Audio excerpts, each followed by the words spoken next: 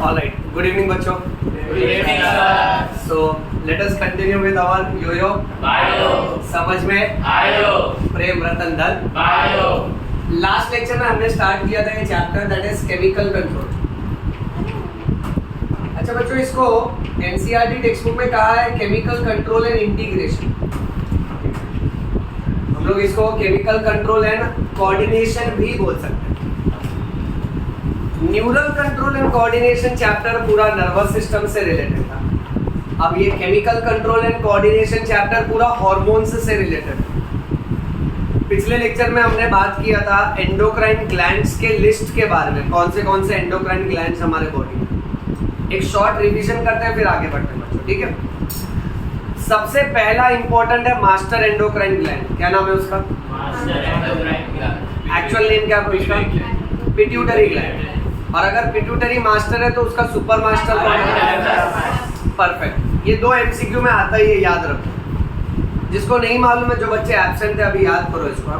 Master endocrine gland कौन है? Pituitary. और सुपर मास्टर हाइपोथैलेमस. फिर एक ग्लैंड होता है पीनियल ग्लैंड, वो भी हमारे ब्रेन में होता है. Next we have thyroid and parathyroid gland. ये कहाँ पे होगा? नेक में. करेक्ट है बेटा. फिर एक स्पेशल ग्लैंड है जिसका नाम है थाइमस. क्या नाम है? थाइमस ग्लैंड कहाँ होगा? हार्ट के ऊपर. ये समझा सबको? अच्छा, नेक्स्ट एड्रीनल ग्लैंड कहाँ पर होगा? किडनी के ऊपर. किडनी के ऊपर. एड्रीनल ग्लैंड का एक और नाम है सुप्रारीनल ग्लैंड. क्या नाम है? अच्छा, फिर पेट के अंदर एब्डोमेन में पैनक्रियास और एक्स्ट्रा एब्डोमिनल एरिया में और लोअर एब्डोमेन में गोनैड्स. मेल गोनैड को टेस्टिस और फीमेल गोनैड को ओवरी. ओके. इसमें से हम लोग ने पिट्यूटरी ग्लैंड का स्ट्रक्चर लास्ट लेक्चर में स्टार्ट किया था और पिट्यूटरी ग्लैंड्स के हार्मोन्स हमने देखे थे. हार्मोन्स का लिस्टिंग एक बार वापस करता हूँ, सब लोग ध्यान देते. पिट्यूटरी ग्लैंड का जो आगे का पार्ट है उसे बोलते हैं एंटीरियर लोब. क्या बोलते हैं बेटा? Anterior lobe. एंटीरियर लोब का हाइफंडू नाम है एडिनो हाइपोफाइसिस. क्या नाम बन रहा है बेटा? अब बात ऐसी है कि ये anterior lobe that is adeno hypophysis, ये टोटल 6 हार्मोन खुद बनाता है, स्टोर करता है और जरूरत के हिसाब से रिलीज करेगा. 6 हार्मोन, ठीक है. अब वो 6 हार्मोन का लिस्ट चेक करते हैं. इसमें सबसे पहला हार्मोन है ग्रोथ हार्मोन. आपको शॉर्ट फॉर्म फुल फॉर्म पे फोकस करना है. सबसे पहले ग्रोथ हार्मोन, उसके बाद आता है बेटा थायराइड स्टिम्युलेटिंग हार्मोन. रिपीट करो, क्या है? हाँ. फिर बेटा थर्ड है प्रोलैक्टिन हार्मोन, जिसको PRL लिखते हैं, prolactin hormone. Then the fourth hormone, इस पे फोकस करना है सब लोग. इसे ACTH बोलते हैं, एड्रीनो कॉर्टिकोट्रोपिक हार्मोन. रिपीट करो, corticotropic hormone. Adrenocorticotropic hormone. 5th और 6th तुमको आता है क्योंकि हमने रिप्रोडक्शन में पढ़ा है बेटा. FSH और LH. FSH का फुल फॉर्म? वेरी नाइस बेटा. और LH? Luteinising hormone. तो देखो समझो एकदम आराम से. अपना आज का लेक्चर क्या है मालूम है?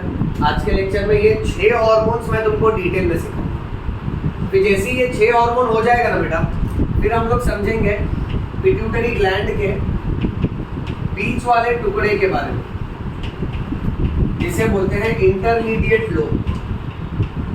और इंटरमीडिएट लोब से एक ही हार्मोन निकलता है जिसका नाम है MSH, melanocyte stimulating hormone.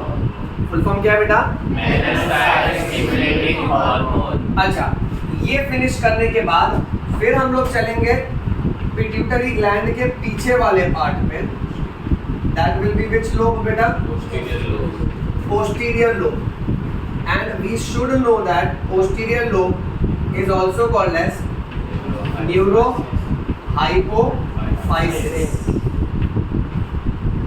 Neurohypophysis से रिलेटेड एक बहुत स्पेशल बात है कि यहाँ से दो हार्मोन निकलते हैं, बट ये दो हार्मोन इसने खुद ने नहीं बनाया। ये हार्मोन किसने प्रोड्यूस किया है? हाइपोथैलेमस। सब लोग ये अच्छे से याद करो कि पोस्टीरियर पिट्यूटरी के दो हार्मोन्स हैं, बट वो दो हार्मोन उसने खुद ने नहीं बनाया है। वो दो हार्मोन उसको हाइपोथैलेमस बना के देता है और ये केवल उसको स्टोर करता है और ज़रूरत के हिसाब से रिलीज करता है। एंटीरियर पिट्यूटरी के 6 हार्मोन एंटीरियर खुद बनाया है और खुद ही रिलीज करता है, बट यहाँ पे ये दो हार्मोन हाइपोथैलेमस ने बनाया। दोनों हार्मोन का नाम ध्यान रखो बच्चों। First is oxytocin and second is ADH, that is anti diuretic hormone. ADH का full form? Anti diuretic hormone. Okay, अब एक सिंपल कैलकुलेशन देखना बेटा। ऊपर के 6 हार्मोन, ये वाला 7, 8 और 9, यानी हमारा आज का lecture is all about 9 hormones. और यहाँ हमने बहुत अच्छे से क्लासिफिकेशन देख लिया कि 6 हार्मोन एंटीरियर लोब से निकल रहे हैं, एक हार्मोन इंटरमीडिएट लोब से निकल रहा है और 2 हार्मोन पोस्टीरियर लोब से। जो स्टूडेंट्स एब्सेंट हैं, आप लोग इन जनरल याद रखो, पिट्यूटरी का टोटल ये आगे वाला जो पार्ट है इसको एंटीरियर बोलते हैं, पीछे वाले पार्ट को पोस्टीरियर बोलते हैं और ये जो बीच वाला पार्ट है इसको इंटरमीडिएट बोलते हैं। सो एंटीरियर से 6 हार्मोन, इंटरमीडिएट से 1 हार्मोन और पोस्टीरियर से 2 हार्मोन। ठीक है बच्चों, आज का लेक्चर है तो बहुत इजी बट लेंथी है, यानी इंफॉर्मेशन बहुत भरा पड़ा है। आप लोग है ना, कोई भी पॉइंट कॉपी मत करो, केवल बैठ के एकदम आराम से इसको सुन लो। हम लोग ये वीडियो को अपलोड कर देंगे मोबाइल ऐप में, आप उसको रिव्यू भी कर सकते हो और जैसे ये पूरा प्रेजेंटेशन हो जाएगा तो इसका फोटो क्लिक करके इफ गिवन अ चॉइस तो घर पे इसका नोट्स बनाओ। नोट्स नहीं भी बनाओगे ना, लेक्चर के बाद डायरेक्ट NCERT रीड करोगे तो भी याद हो जाएगा। ठीक है, तो कोई डायग्राम वाला पार्ट नहीं है, सिर्फ और सिर्फ कॉन्सेप्ट वाली बातें हैं, एकदम ध्यान से सुनो। अच्छा, और अगर टाइम रहा तो इसके बाद हम लोग ओके पिट्यूटरी के बाद ये 9 हार्मोन्स के बाद हम लोग थायराइड ग्लैंड पढ़ेंगे, जो इस चैप्टर का सेकंड मोस्ट इंपॉर्टेंट पार्ट है। फर्स्ट मोस्ट इंपॉर्टेंट पार्ट है पिट्यूटरी, मैक्सिमम क्वेश्चन पिट्यूटरी पे ही आता है। Okay, second most important part है थायराइड। अब स्टेप बाय स्टेप स्टार्ट करते हैं। ओके बेटा, सो सबसे पहला हार्मोन GH। मैं सारे पॉइंट्स लिखूंगा, तुम केवल देखते जाना बेटा। फुल फॉर्म होगा ग्रोथ हार्मोन। नेक्स्ट मेरा बेटा याद रखना, GH का एक और नाम है STH। इसका फुल फॉर्म बनता है सोमैटो ट्रोफिक हार्मोन। नीट के स्टूडेंट्स आप लोग याद रखो, इसको सोमैटोट्रोपिन भी बोलते हैं। यानी देखो ये कैसा है मालूम है, एक थोड़ा सा ग्रामर के फॉर्म में याद रखना, जहां जहां ट्रोफिक हार्मोन लिखते हैं ना उसको आप ट्रोपिन भी कर सकते हैं। जैसे एड्रीनोकोर्टिकोट्रोपिक हार्मोन, तो इसको मैं एड्रीनोकोर्टिकोट्रोपिन भी बोल सकता हूँ। एकदम क्लियर हुआ? अच्छा, FSH और LH तुम जानते हो, इन दोनों को टाइटल दिया गया है गोनेडोट्रोपिक हार्मोन, तो इसको मैं गोनेडोट्रोपिन भी बोल सकता हूँ। ओके, चलिए ये ग्रोथ हार्मोन जैसे ही रिलीज होगा ना, तो ग्रोथ हार्मोन का काम क्या क्या है, इसका फंक्शन देखते हैं। नंबर 1, ये जा जाके सेल डिवीजन करवाएगा, ताकि या तो फिर बॉडी में सेल का नंबर बढ़ेगा या तो हमारे पास जो सेल है उसका साइज बढ़ेगा बेटा। सेकंड, इसकी वजह से हड्डियां लंबी होंगी बेटा।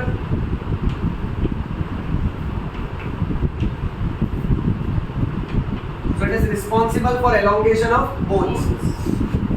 Third, it is also responsible for muscular growth. Second point आपको इन सिंपल लैंग्वेज बता रहा है कि हाइट बढ़ेगा। थर्ड पॉइंट आपको बता रहा है कि बॉडी वेट बढ़ेगा। ओके, अच्छा, नेक्स्ट, ग्रोथ हार्मोन की वजह से लीवर एक स्पेशल केमिकल छोड़ता है जिसका नाम है सोमैटोमेडिन, और सोमैटोमेडिन भी बॉडी के ग्रोथ के लिए हेल्प करती है।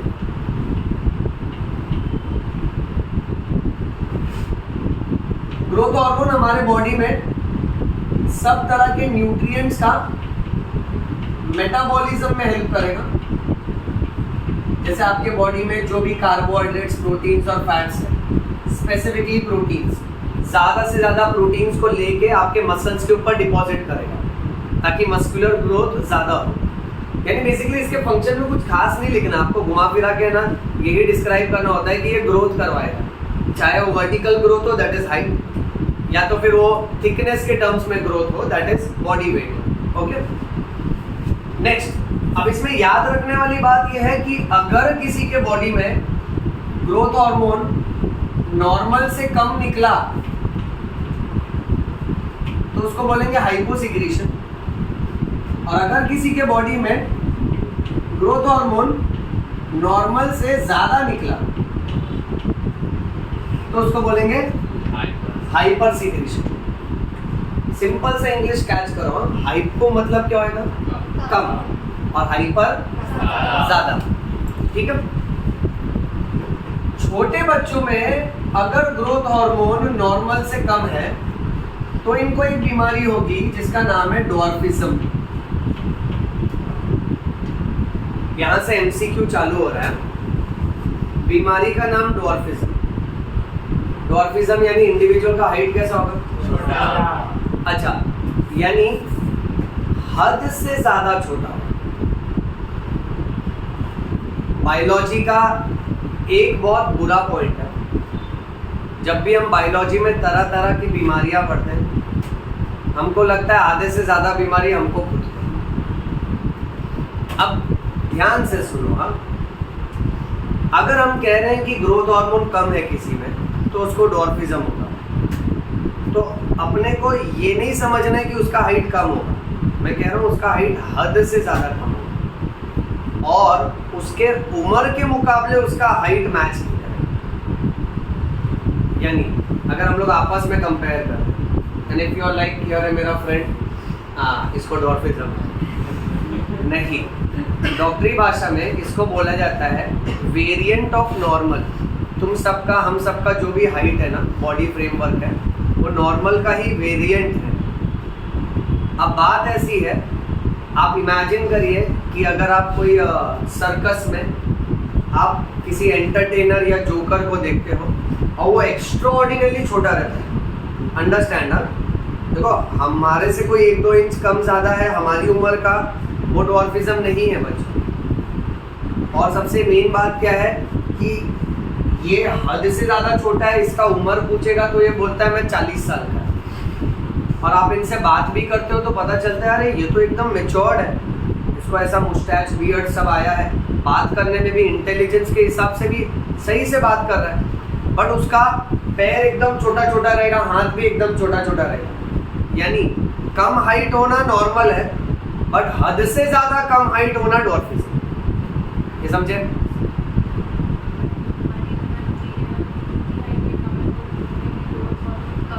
करेक्ट, हाँ, ग्रोथ हार्मोन कंपैरेटिवली कम होगा, बट कैसा होता है मालूम है, this is quite dependent on genetics. इसलिए ना इसका सबसे बेस्ट ऑप्शन क्या है मालूम है? ठीक है, कि अगर इफ इन केस आपको ऐसा फील हो रहा है कि नहीं मेरा जेनेटिक फ्रेमवर्क अप्रोप्रिएट है, मतलब मॉम डैड का हाइट अप्रोप्रिएट, ठीक है, और आपको लग रहा है कोई हार्मोन प्रॉब्लम है, तो इसमें सबसे बेस्ट एक ब्लड चेकअप करवाने का। और ब्लड चेकअप में आप एसटीएच का लेवल देखो, अगर वो रेफरेंस रेंज से कम होगा, अब रेफरेंस रेंज होता है जैसे मान लेते हैं 5 to 10, अब 5 to 10 नॉर्मल है, बट वही 5 to 10 में ऐसा भी हो सकता है ना, मान लेते हैं किसी का 9 है तो किसी का 8 है, तो डेफिनेटली 9 वाले का हाइट ज़्यादा होगा, 8 वाले का कम होगा, बट दोनों ही नॉर्मल है, राइट? बट वो रेंज के बाहर अगर कम है ना, तब जाके हम लोग ड्वार्फिज्म मानते हैं। ओके, अब अच्छा, सर्कस में जो हम लोग ये जोकर को देखते हैं जिसका हाइट एकदम छोटा है, ऐसे कम हाइट को हिंदी में क्या बोलते हैं? गुटका बोने लीली पुट भी बोलते हैं। ए बुटका बुटकी मत करो, हाँ, दैट्स अ बैड लैंग्वेज बेटा। ओके, बोने लोग बोलते हैं प्रॉपर हिंदी में। अब इसको बायोलॉजी में मिगेट्स बोलते हैं। क्या बोलते हैं? मिडगेट्स लिखा है बट पढ़ने का मिगेट्स। क्या पढ़ने का? अच्छा, अब ये डॉर्फ ना कहानी खत्म नहीं हो रही है। ये दो तरह के होते हैं, एक होता है लॉरेन टाइप ऑफ डॉर्फ और दूसरा होता है फ्रॉलिक टाइप ऑफ डॉर्फ। सब लोग सुन रहे हैं ना ध्यान से? अब ऐसे याद रखो, ल से लॉरेन, ल से लकी, फ से फ्रॉलिक, फ से फालतू। हाँ, खाली ट्रिक है, सुनो ध्यान से। लॉरेन वाला लकी है क्योंकि इसका ना भले फिजिकल ग्रोथ कम है बट इसका मेंटल ग्रोथ नॉर्मल है बेटा। फ्रॉलिक के साथ फालतूगिरी ये हो जाएगा कि इसका तो फिजिकल ग्रोथ भी गया, मेंटल ग्रोथ भी गया। यानी अगर हम लोग किसी सर्कस में एक एंटरटेनर को देखते हैं जिसका हाइट बहुत कम है, ठीक है, तो मतलब कैसा है कि ऐसे शोज ये सब में चलो ठीक है, थोड़ा ऐसा कॉमेडी लगता है, बट आप जब रियल लाइफ में उनसे बात करते हो तो यू रियलाइज है कि नहीं, मेंटली तो ये एकदम नॉर्मल है।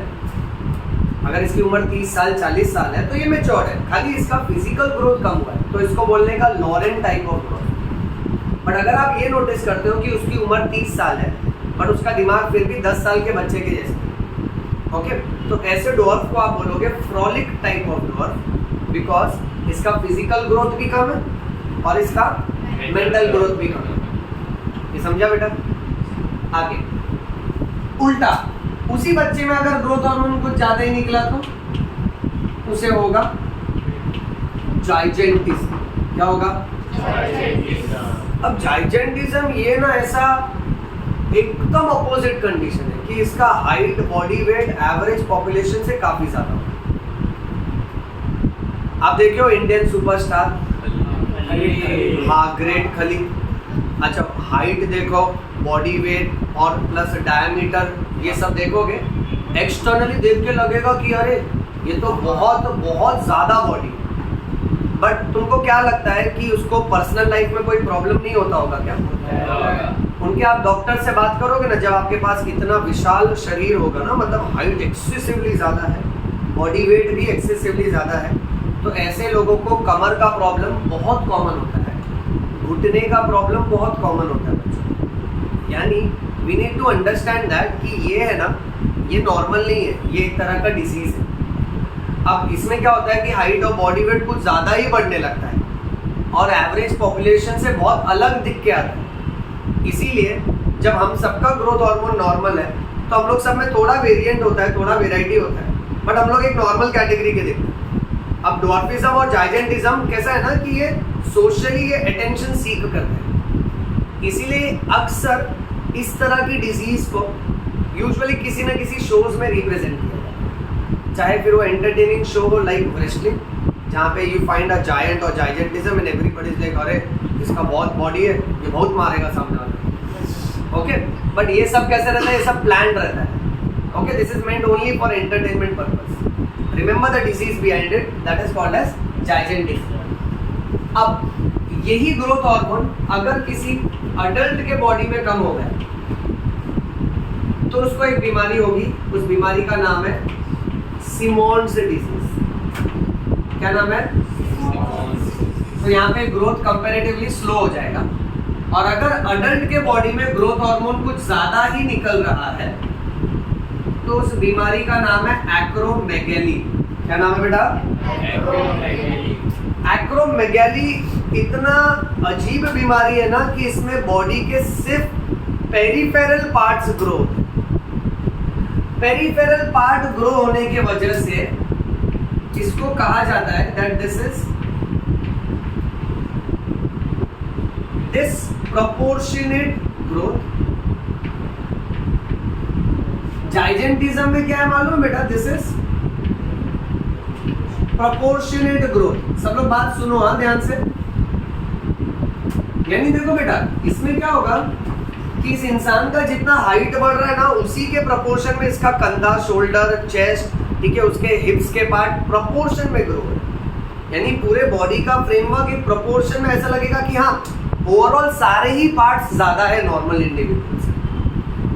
एक्रोमेगैली में कैसा है ना कि ये ऑलरेडी अडल्ट स्टेज में आ चुका है, सो मेन बॉडी पार्ट्स का ग्रोथ रुक चुका है। अब जो पेरिफेरल पार्ट्स बचे हैं उसको ये हार्मोन एक्साइट करता है और उसका ग्रोथ ज्यादा करवा देता है।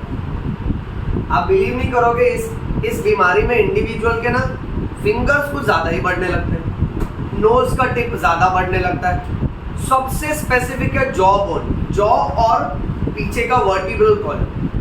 अगर वर्टिब्रल कॉलम कुछ ज्यादा ही ग्रो होने लगा तो it causes one condition which is called as kyphosis.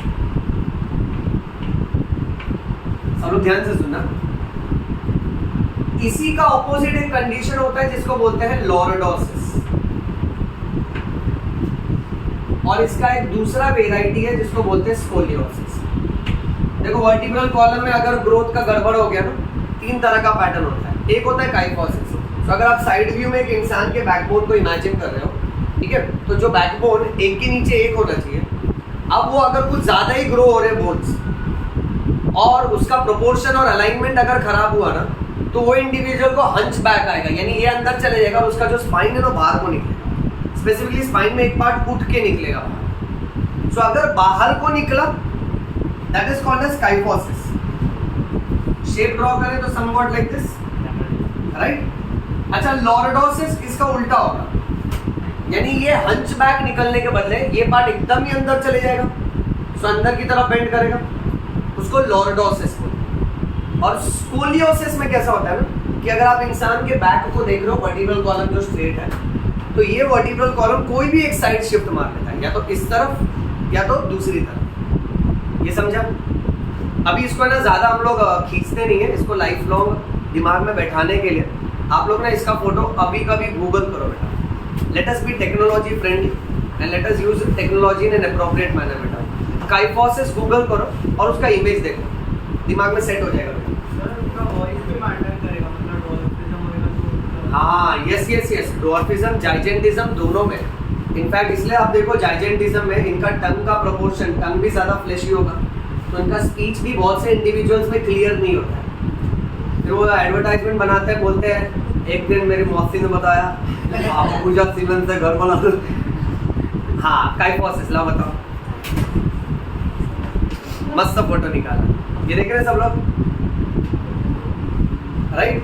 सो इसमें आप देखो कि वर्टिब्रल कॉलम कैसे बेंड हुआ। अब लॉर्डोसिस करो, लॉर्डोसिस चेक करो, और कोई स्कोलियोसिस देखो ना बेटा, फटाफट चेक करते फिर आगे बढ़ते हैं। आज बहुत सारे कंडीशंस पढ़ेंगे।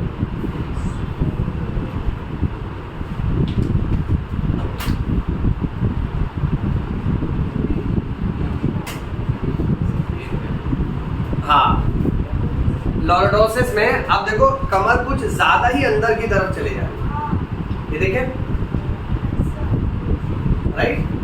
सो आप देखो इसका लोअर बैक कुछ ज्यादा ही अंदर चले गए बेटे, ओके। अच्छा, स्कोलियोसिस चेक करो। हाँ, परफेक्ट, अरे एकदम परफेक्ट, ये भी सही है। आप मैंने देखो दोनों बताया आपने को, बोन्स भी बताया और एक्सटर्नल बॉडी भी बताया। ध्यान से देखो, आपको इसका वर्टिब्रल कॉलम दिख रहा है, थोड़ा शिफ्ट हो गया, एक साइड में शिफ्ट हो गया। ऊपर के बोन्स को देखो, आपको पता चलेगा, और वही उसके बॉडी में देखो, तो उसका बैक कैसे एसिमेट्रिक दिख रहा है, राइट।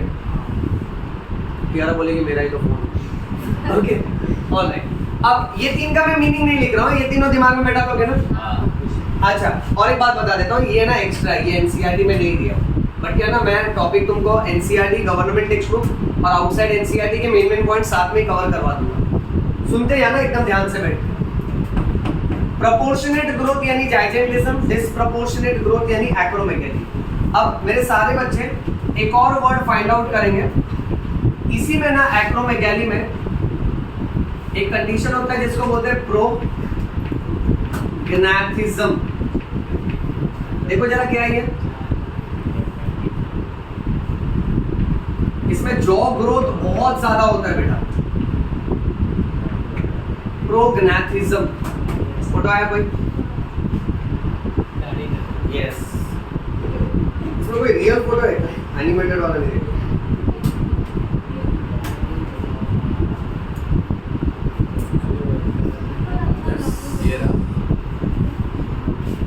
चेक करिए, आप देख रहे हो कि लोअर जॉ बहुत ज्यादा स्ट्रेच हो गया।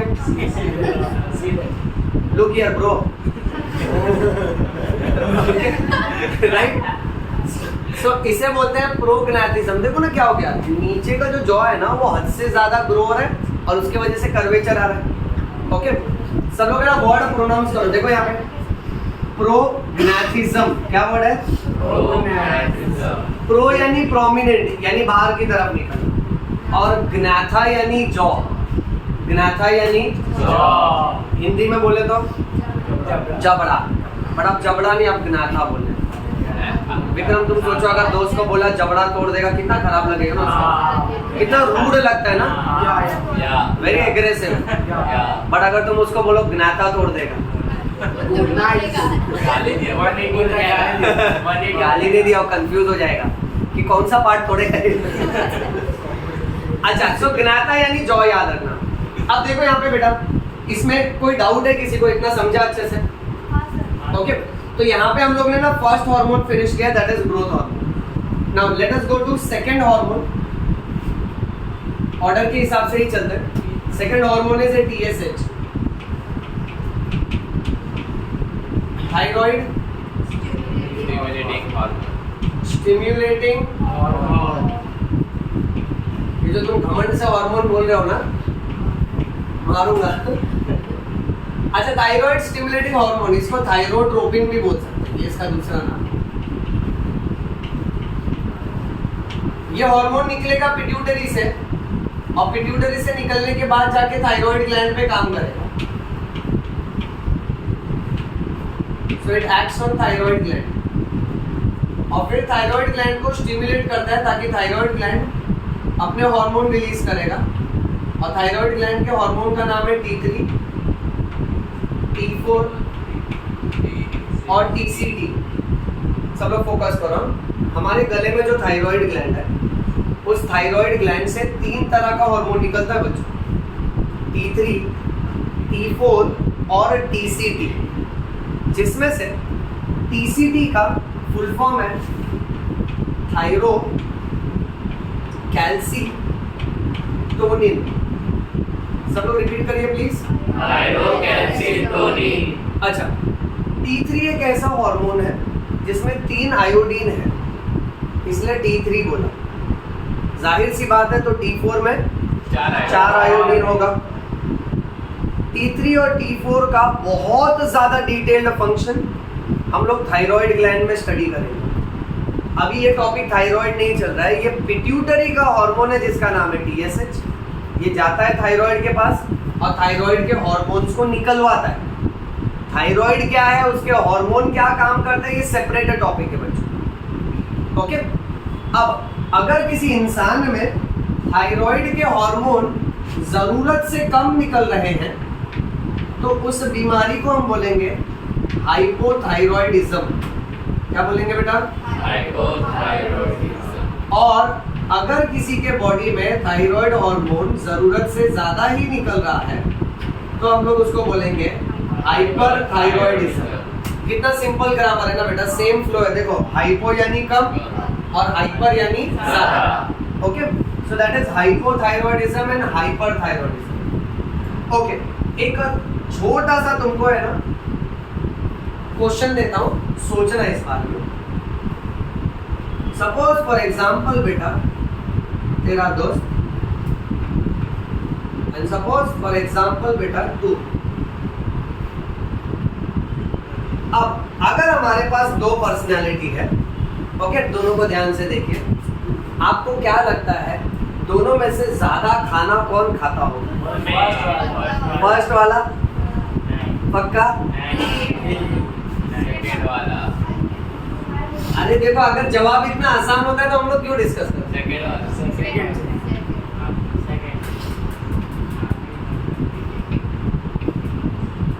बट इसके शरीर को देख के कोई इसका विश्वास करेगा क्या? ये बेचारे इसलिए परेशान होते हैं। ये है ना, सब लोगों को बोलते हैं अरे यार मैं बहुत थोड़ा खाता है, ओके, फिर भी मेरा वजन बढ़ता है। और ये पूरा ब्रह्मांड खा जाता है। ओके, खुद का टिफिन भी खाएगा, दोस्त का टिफिन भी खाएगा। See in a friend circle there is always a person like this. Okay, जो जैसी दूर से आ रहा है आपने उसको देख लिया तो आप अपना वड़ा पाव फटाफट खा लेते हैं, क्योंकि आपको मालूम है कभी भी कुछ भी कितना भी खा सकता है। बट फिर भी है ना, इसका वेट गेन नहीं होता है। आप दोनों कंडीशन सुनो। एक इंसान ऐसा है जो कह रहा है कि मैं नहीं खाता, और अगर आप सही में ना उसके घर में कैमरा लगा दो और उसके साथ बिग बॉस खेलो और आप चेक करो तो आपको रियल में पता चलेगा ये बेचारा बहुत कम खाता है, फिर भी उसका वजन बढ़ता है। और ये बेचारा बहुत ही ज्यादा खा रहा है, फिर भी इसका वजन नहीं बढ़ रहा है। अब इसका पूरा का पूरा कॉन्सेप्ट थायराइड पे बेस्ड है बच्चों, ठीक है। वो थोड़ी देर में डिटेल में डिस्कस करते हैं, बट अभी दिमाग में ये सेट कर लो। हार्मोन लेवल भी देखो उल्टा होगा। जिसका वजन ज्यादा है ना वो हाइपोथायरॉयडिज्म का पेशेंट है, और जिसका वजन कुछ ज्यादा है कम है वो हाइपरथायरॉयडिज्म का पेशेंट है। अब अक्सर बच्चे क्या सोचते हैं मालूम है, लोग कहाँ परेशान होते हैं, लोग सोचते हैं इसका वजन ज्यादा है ना, शायद थायराइड हार्मोन भी ज्यादा निकल रहा है। बट नहीं, यहाँ पे रूल उल्टा है। तो ये दोनों कंडीशन याद रखना, क्योंकि अभी थोड़ी देर में मैं तुमको इसका मैकेनिज्म सिखाऊंगा। ओके, चलो मूविंग ऑन। तो सेकंड हार्मोन छोटा ही था, ये हो गया यहाँ पे बेटा। थर्ड हार्मोन पे चलते हैं। क्या नाम है देखिए, फुल फॉर्म क्या था? प्रोलैक्टिन।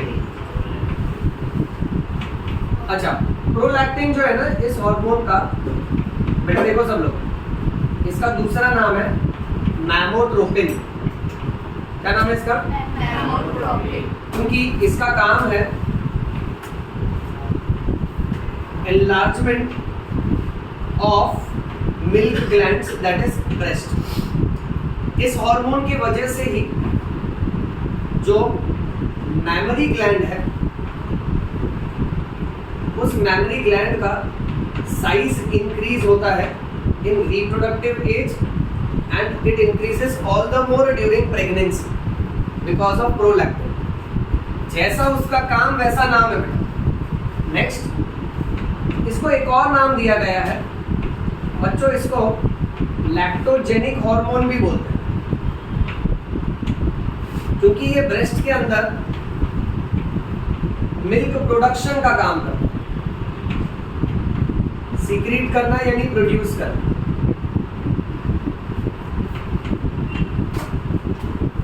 मैंने ना तुमको रिप्रोडक्शन में बताया था कि प्रोलैक्टिन और ऑक्सीटोसिन ये दो हार्मोन का कामकाज अपने को अच्छे से आना चाहिए। प्रोलैक्टिन जो हार्मोन है ना वो ब्रेस्ट के अंदर मिल्क प्रोड्यूस करता है, बट ऑक्सीटोसिन जो हार्मोन है ना वो ब्रेस्ट में से मिल्क बाहर रिलीज करवाता है।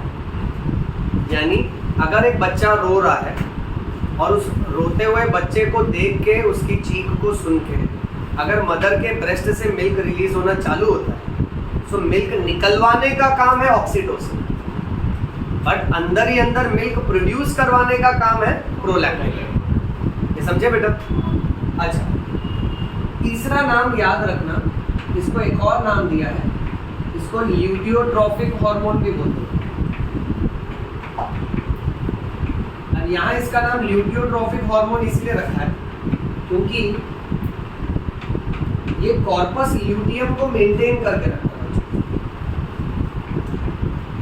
फीमेल में जब कॉर्पस ल्यूटियम बनता है ना तो उसको मेंटेन करके रखता है, ताकि कॉर्पस ल्यूटियम ज्यादा से ज्यादा प्रेगनेंसी हार्मोन रिलीज करे, जिसका नाम है प्रोजेस्टेरोन। अच्छा, इसी हार्मोन की वजह से फीमेल एक्सपीरियंस करती है एक कंडीशन जिसे कहते हैं लैक्टेशनल एमेनोरिया। ये वर्ड याद आ रहा है क्या बेटा? अच्छा, लैक्टेशनल एमेनोरिया का मतलब ये है कि एक मदर जब तक अपने बच्चे को ब्रेस्ट फीड करेगी तब तक उसको पीरियड्स नहीं आएंगे। बराबर है ना बेटा? So there will be absence of menses. मैंने आपसे कहा था इसका एवरेज ड्यूरेशन 6 मंथ्स होता है। यानी डिलीवरी के बाद एक माँ जब अपने बच्चे को जन्म दे देती है तो अगर वो अपने बच्चे को दूध पिला रही है तो जब तक उसको लैक्टेशन हो रहा है, जब तक दूध निकल रहा है ना, तब तक उसको पीरियड्स नहीं आएगा। अब इसका ये मतलब नहीं 1 साल तक अगर वो ब्रेस्ट फीड करिए तो 1 साल तक पीरियड्स नहीं आएगा, नहीं, मैक्स टू मैक्स 6 मंथ। अब इसमें सबसे कमाल की बात ये है कि इन महीनों तक जब तक उसको पीरियड्स नहीं आ रहा है, यानी उसके बॉडी में ओवम नहीं बनेगा, तो अगर हस्बैंड और वाइफ का सेक्सुअल कांटेक्ट होता है तो उस दौरान ये वापस से प्रेग्नेंट नहीं होगी। इस कंडीशन को बोलते हैं लैक्टेशनल एमेनोरिया। क्या बोलते हैं बच्चों? ये समझा सबको? चलो इसका फोटो ले लो फटाफट, फिर हम लोग नेक्स्ट प्रेजेंटेशन पे चलते हैं।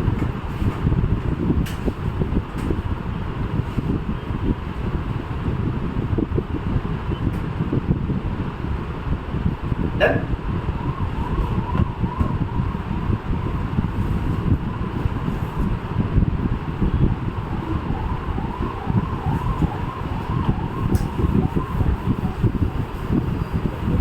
अच्छा बच्चों, मेन पॉइंट्स एक बार रिकलेक्ट करें। पहले short form full form answer करो। देखो हमने सबसे स्टार्ट में पढ़ा जीएच के बारे में। जीएच क्या था बच्चों? Growth hormone. अच्छा, फिर हमने देखा कि भाई ग्रोथ हार्मोन का नाम एसटीएच भी है। एसटीएच का फुल फॉर्म क्या बनेगा? सोमैटोट्रोपिक हार्मोन। अच्छा, फिर हमने पढ़ा टीएसएच। टीएसएच का full form? Thyroid stimulating hormone. बहुत अच्छा। अच्छा, फिर बेटा हमने पीआरएल पढ़ा। पीआरएल क्या होगा? Prolactin hormone. अच्छा, सारे फुल फॉर्म में एक थोड़ा टफ वाला है एसीटीएच, वो याद है तुम लोगों को? Adrenocorticotropic hormone. अच्छा, अगर किसी बच्चे के बॉडी में ग्रोथ हार्मोन की कमी हो जाए तो उसको जाइजेंटिज्म होगा कि डॉर्फिज्म होगा? ओके। और अगर उसके बॉडी में ग्रोथ हार्मोन ज्यादा ही निकले तो उसको क्या होगा? अच्छा, जाइजेंटिज्म और एक्रोमेगेली ये दोनों ग्रोथ हार्मोन की कमी की वजह से होता है कि ज्यादा निकलने की वजह से? ज्यादा निकलने की वजह से। तो दोनों में से कौन सा चाइल्ड में होता है और कौन सा अडल्ट में होता है? जाइजेंटिज्म चाइल्ड में होता है और एक्रोमेगेली अडल्ट में होता है। अच्छा, दोनों में से कौन सा वाला प्रोपोर्शनेट ग्रोथ था, कौन सा डिसप्रोपोर्शनेट था? प्रोपोर्शनेट जायंट वाला था और डिसप्रोपोर्शनेट एक्रोमेगेली। याद है? अच्छा, प्रोग्नाथिज्म का मतलब क्या सीखे थे?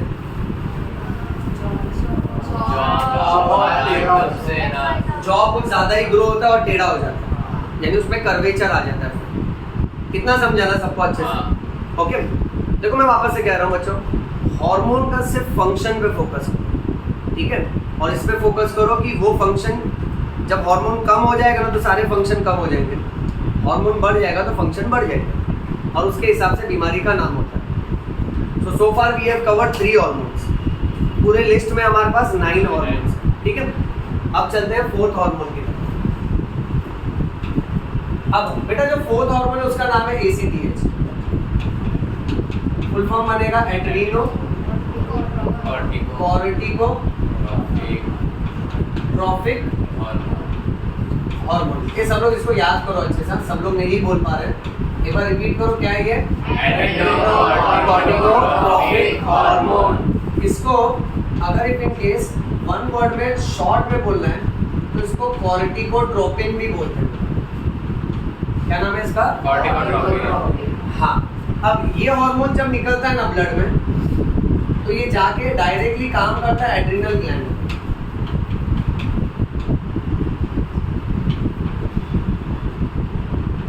अच्छा, एड्रिनल ग्लैंड पे भी ये जाके स्पेसिफिकली काम करेगा उसके बाहर वाले एरिया पे, जिसको कॉर्टेक्स बोलते हैं।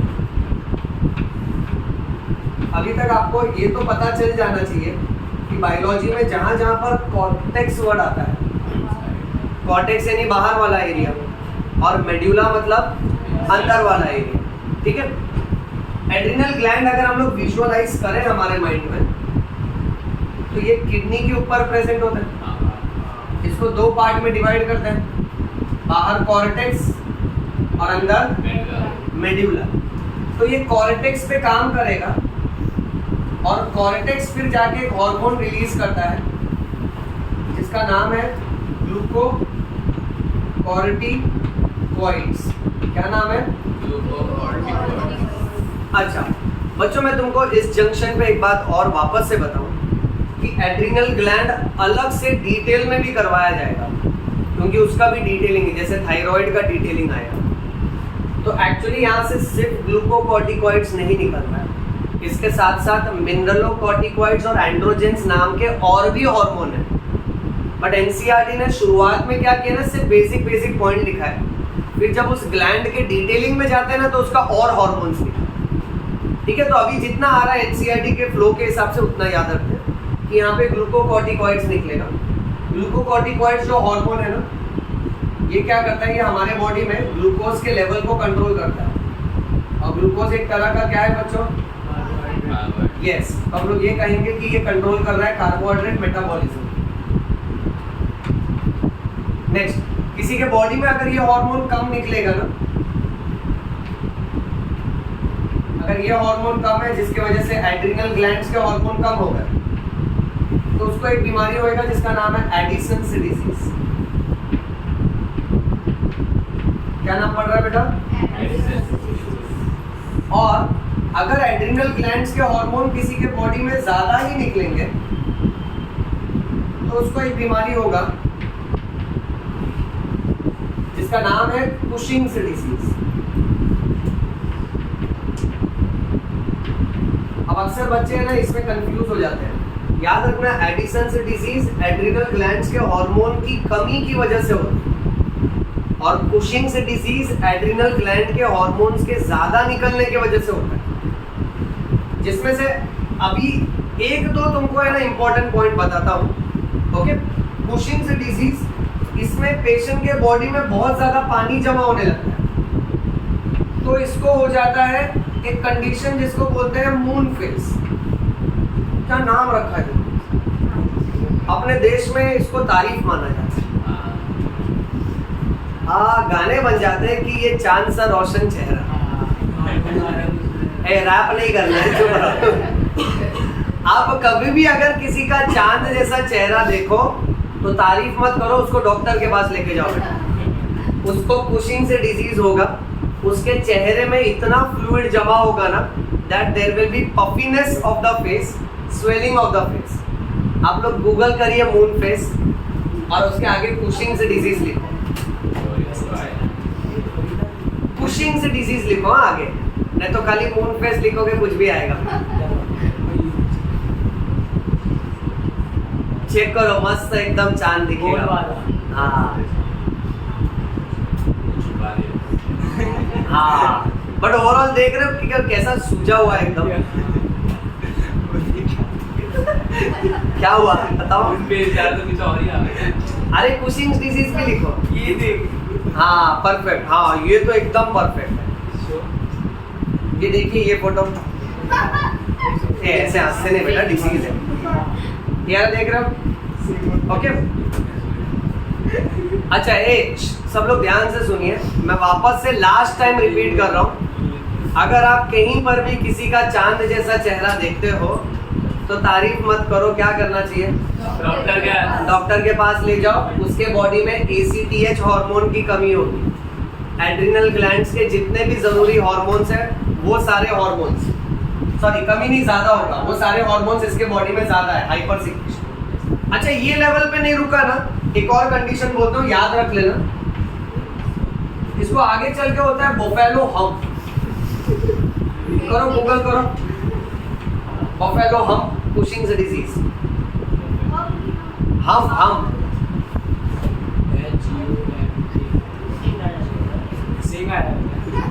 अरे नहीं, सींग नहीं आता है, चेक करो। हाँ सबको बताओ, सबको सांड नहीं है, बैड लैंग्वेज। रिकॉर्डिंग चालू है, सांड वर्ड बोल रहा है। हाँ yes, last check this, swelling आया ना यहाँ पे, राइट? किसकी तरह है swelling? Like ox, better. Boys, you should talk only in English, huh? Yeah. Orange talking sand on camera. Very bad. Misbehavior. No manners. Misbehavior, Mr. Behavior. Outstanding. Outstanding. All right. Anyway, that is okay. And you BTS skip word. No. अच्छा, तो moon face और buffalo हम ये दोनों आपको देखने मिलेगा Cushing's disease में. किस में देखने मिलेगा? और कुशिंग्स डिजीज एड्रिनल ग्लैंड के हार्मोन के ज्यादा होने की वजह से होता है. Please remember the term hypersecretion. और एडिसन्स डिजीज जो है वो हाइपो सिक्रीशन की वजह से. And let me remind you once again, ये दोनों का भी काफी डिटेलिंग जब हम लोग एड्रिनल ग्लैंड में आएंगे तब पढ़ेंगे. अभी हम लोग पढ़ रहे हैं ACTH पिट्यूटरी का हार्मोन है. यहाँ पिट्यूटरी से निकलेगा, एड्रिनल ग्लैंड के पास जाता है, उसके हार्मोन को निकलवाता है. अगर नहीं निकलवाया तो एडिसन्स डिजीज होगा, अगर ज्यादा ही निकलवा दिया तो कुशिंग्स डिजीज. ओके, आगे. Then let us go to hormone number 5 and hormone number 6. साथ में ये दोनों को टाइटल दिया गया है गोनाडोट्रोपिक हाँ, बड़े खुश हो रहे हो हार्मोन बोल. पूरा याद रखो, गोनाडोट्रोपिक हार्मोन. शॉर्ट में अगर कहना चाहे तो इसको गोनाडोट्रोपिन भी बोल सकते हैं बेटा. बोल सकते हैं ना? हाँ, देश आजाद है, आप कुछ भी बोल सकते हो बेटा. Yes. क्या यस? चुप रहो, रिकॉर्डिंग चालू है. बैड मैनर्स बेटा. ओके, गोनाडोट्रोपिन दो तरह का है. Number 1 FSH, number 2 LH. FSH का फुल फॉर्म हाँ सर, ये एक ही तो आता है. मारेगा उधर आके चुप रहो. ये लास्ट का दिख रहा है ना? हाँ, yes. ओके. Yes. हाँ यस, हाँ English. Yes, sir. Luteinizing hormone. Luteinizing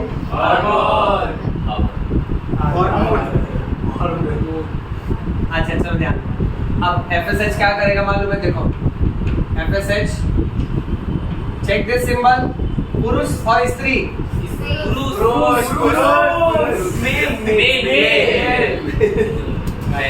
FSH mails में जाके स्पर्म बनाने में मदद करेगा. प्रोसेस को बोलना है spermatogenesis. Very nice. That should be sperm formation. And यही हार्मोन इन स्त्री वुमेन हाँ, it will carry out the function of oogenesis. What should be oogenesis? Ovum formation. ए बेटा रहने तो तुम हिंदी में ही बोलो चले. ओके, तो यहाँ स्पर्म बना के देगा, यहाँ पे ओवम बना के देगा. ठीक है. Next, as against this LH hormone. LH hormone ना फीमेल्स के मेंस्ट्रुअल साइकिल के टाइम पे बहुत ही ज्यादा बढ़ जाता है. Exactly on which day? Yes. और ये LH बढ़ जाने के कंडीशन को बोलते हैं LH सर्ज. क्या बोलते हैं? सर्ज यानी सडन इंक्रीज, अचानक से बढ़ना.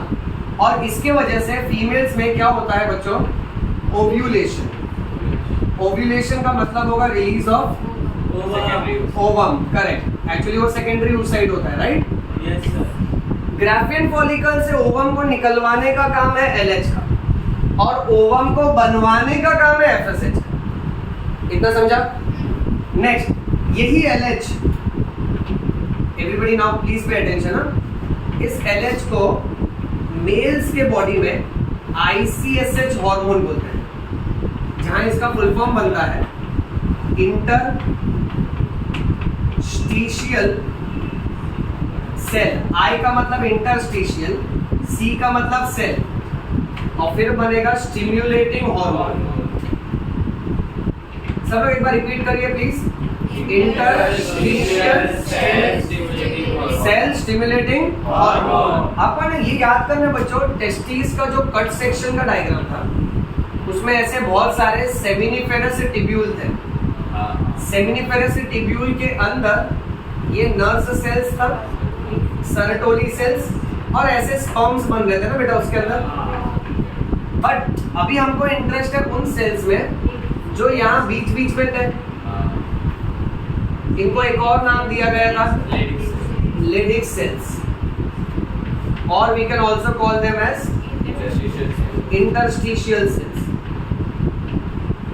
बच्चों ध्यान देना अच्छे से। अब बात ऐसी है कि LH हार्मोन क्या करता है ना, LH हार्मोन आके इन लेडिक सेल्स पे काम करता है और लेडिक सेल से निकलवाता है मेल सेक्स हार्मोन जिसका नाम है testosterone. So I repeat once again, everybody has to remember LH females में ओव्यूलेशन करवाएगा, बट मेल्स में वो लेडिक सेल्स पे काम करके टेस्टोस्टेरोन हार्मोन रिलीज करवाता है। और testosterone is responsible for male secondary sexual character, that is facial hair, growth of moustache and beard.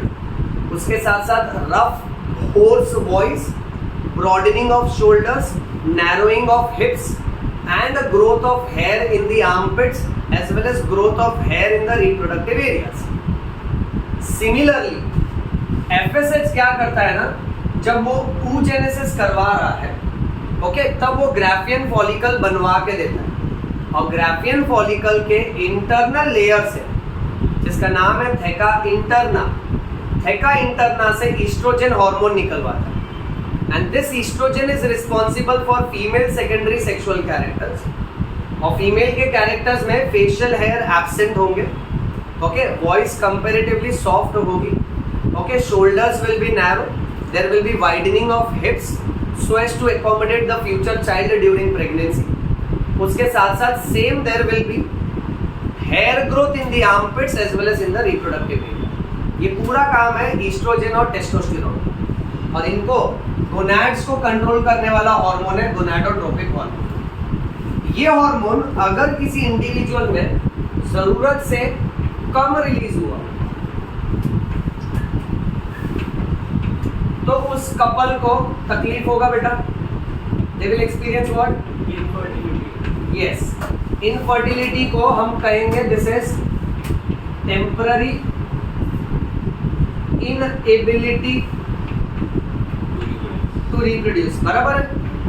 और अगर ये परमानेंट इनएबिलिटी हो गया तो स्टेराइल बोलेंगे ना, ओके। अच्छा, ये हार्मोन अगर बढ़ जाते हैं ना तो कुछ खास कॉम्प्लिकेशंस नहीं आता है, बट ये हार्मोन्स अगर कम हो गए ना तो प्रेगनेंसी में इशू होता है बेटा, okay.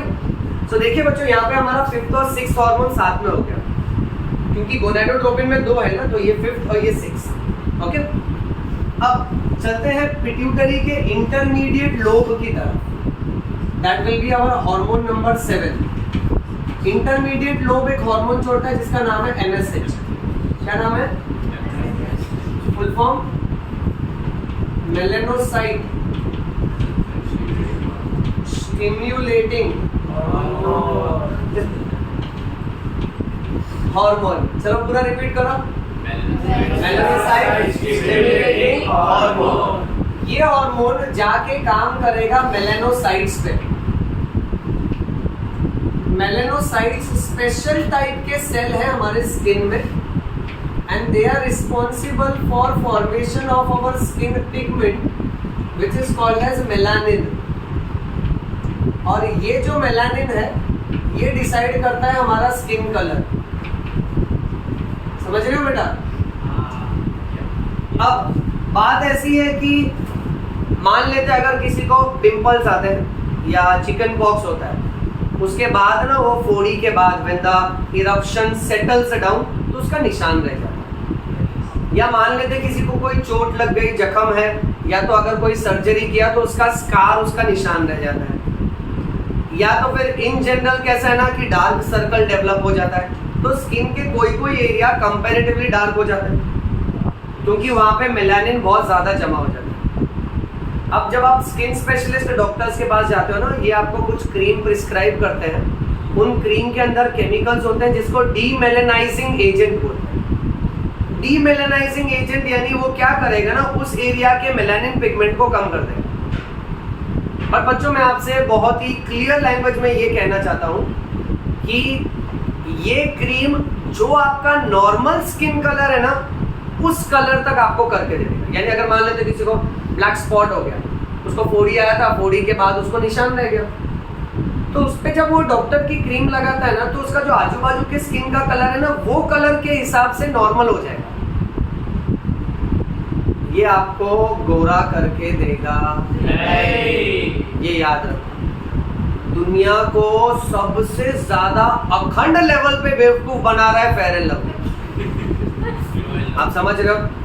Glow and lovely, fair and handsome, उसमें है ना, मैं उसका एडवर्टाइजमेंट देखता हूँ ना, एज अ बायोलॉजी टीचर मुझे क्या खराब लगता है मालूम है?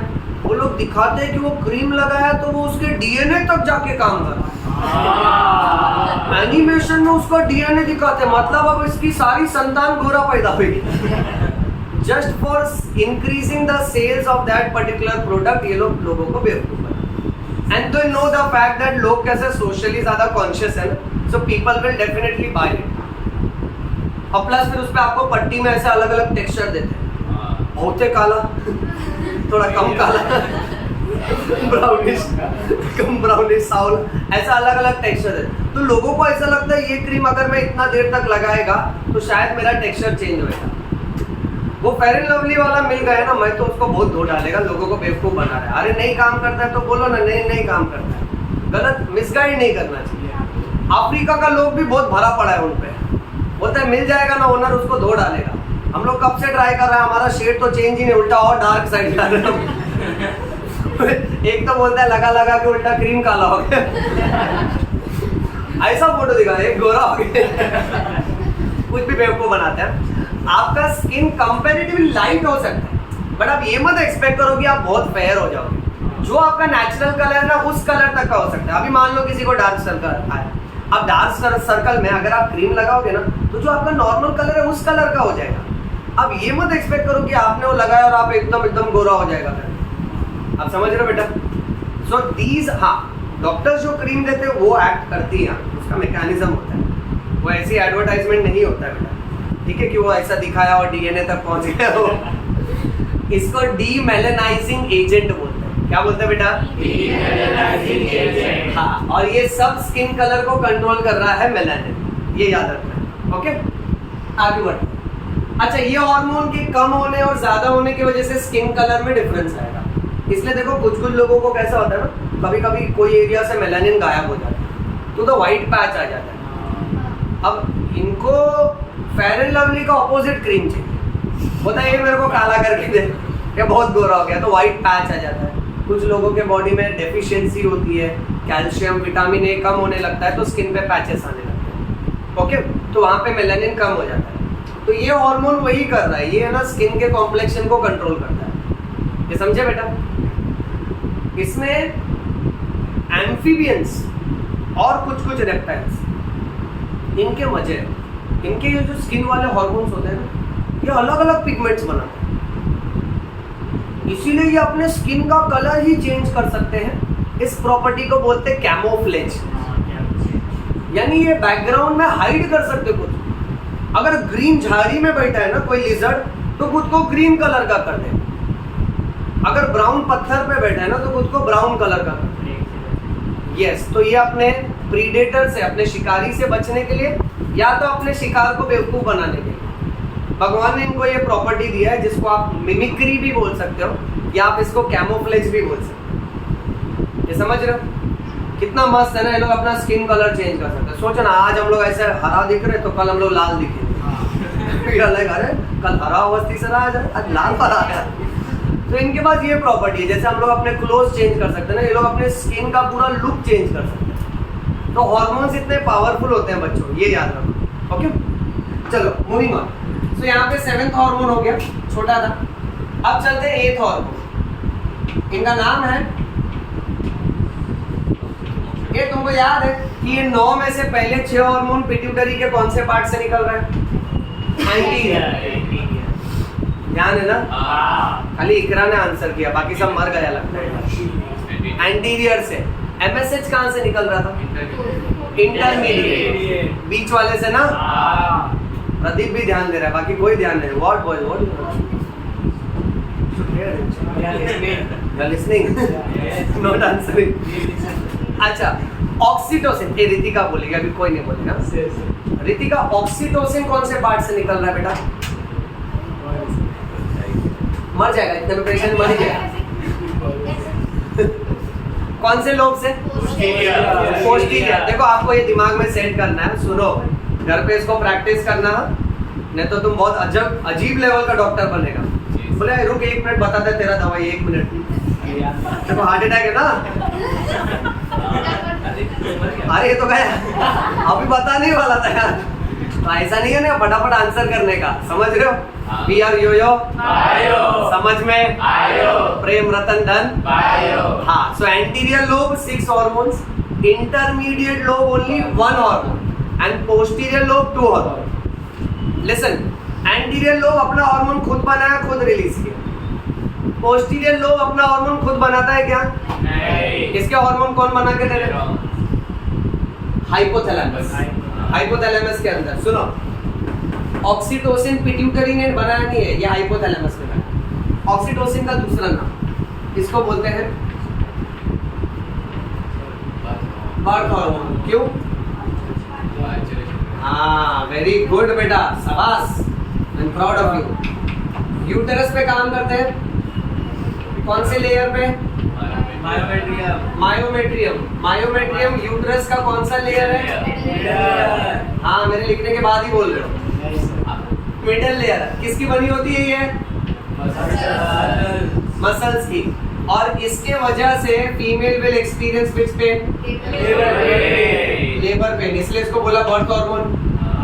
अच्छा, नेक्स्ट, यही hormone this will act on myoepithelial cells. Repeat करो बेटा। Myoepithelial cells. These are present in the milk gland, that is breast, और इसकी वजह से मिल्क इजेक्शन होता है। मिल्क प्रोडक्शन और मिल्क इजेक्शन सेम है, अलग अलग है? मिल्क प्रोडक्शन करवाने का काम था प्रोलैक्टिन का, याद है? और मिल्क इजेक्शन करवाने का काम है ऑक्सीटोसिन, याद रखना बेटा। अच्छा, ये दोनों भी जो है मायोमेट्रियम यूटेरस का और ब्रेस्ट के अंदर जो मायोएपिथेलियल सेल्स है, ये दोनों भी स्पेशल मसल के बने हैं, दैट इज स्मूथ मसल्स। अच्छा, one more general knowledge you should remember, oxytocin is also called as love hormone. ये बड़ा चिल्ला के बोला विक्रम। हाँ, अच्छा, it is called as love hormone because it is released during simple casual gestures like handshake or embracing or hugging a person. So simple casual gestures में ये hormone release होता है and it makes the body happy. So it is also one of the happy hormone called as love hormone. ये समझे बेटा? चलिए आगे बढ़ते हैं। Last hormone for today, नाम ADH, full form diuretic hormone, anti diuretic hormone. अब ये है ना 11th स्टैंडर्ड एक्सक्रीशन चैप्टर से रिलेटेड है। ये देखो एनाकोंडा, देखो बेटा, ये एनाकोंडा है।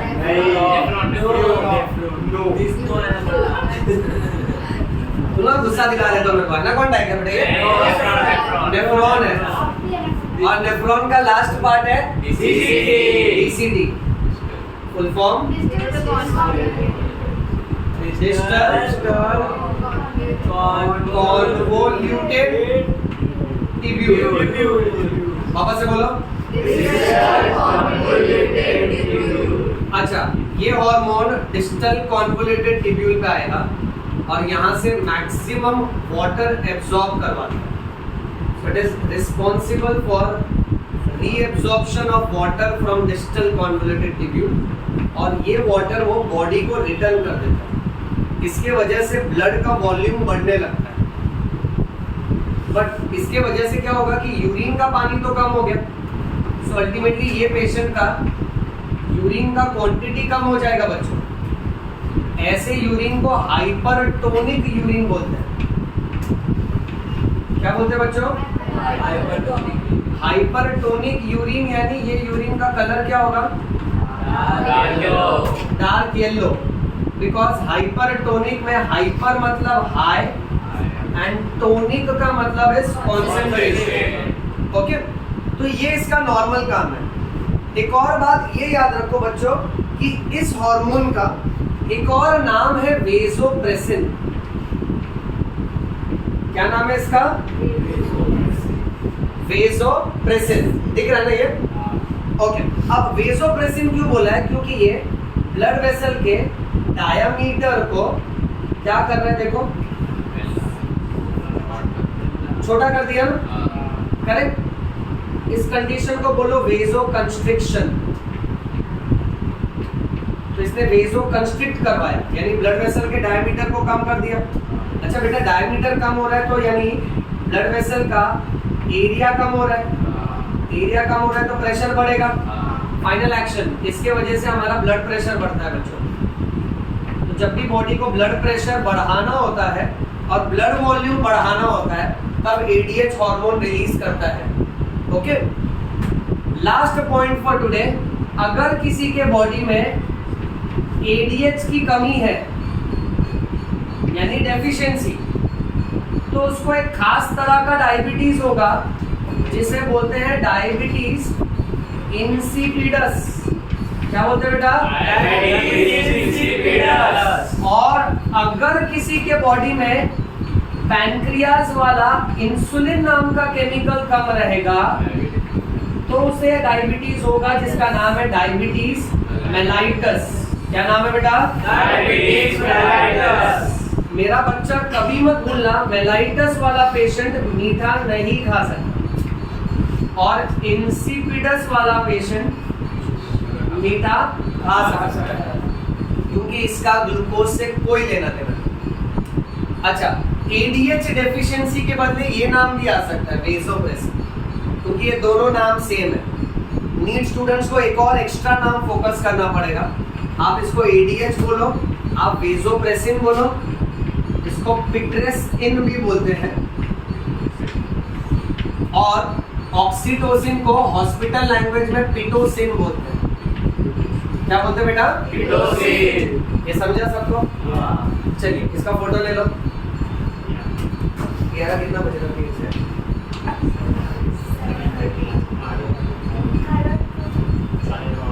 हम लोग एक काम करते हैं, थायराइड वाला पार्ट नेक्स्ट लेक्चर में करते हैं, ठीक है? Good decision, bad decision. Good decision. नहीं, क्योंकि इतना तो लोग मेमोराइज कर लो तो अच्छा है, क्योंकि थायराइड और डिटेल्ड वाला पार्ट। एनीवे, खाली मुझे बोलो कि जितना सिखाया वो समझा सबको? चलिए ठीक है, तो अभी घर पे जाके सुनो सब लोग ध्यान से। ये 9 हार्मोन्स आप लोग एनसीईआरटी में से पढ़ लेना, और इसको नेक्स्ट लेक्चर में है ना प्रिपेयर करके आना, फिर हम लोग थायराइड के साथ कंटिन्यू करते हैं। जितना सिखाया वो समझा? चलिए, so that's all for today. Subscribe. Yes, everybody, please, if you like the lecture, you should like, comment and Subscribe. चलो, थैंक यू बच्चे, बंद कर।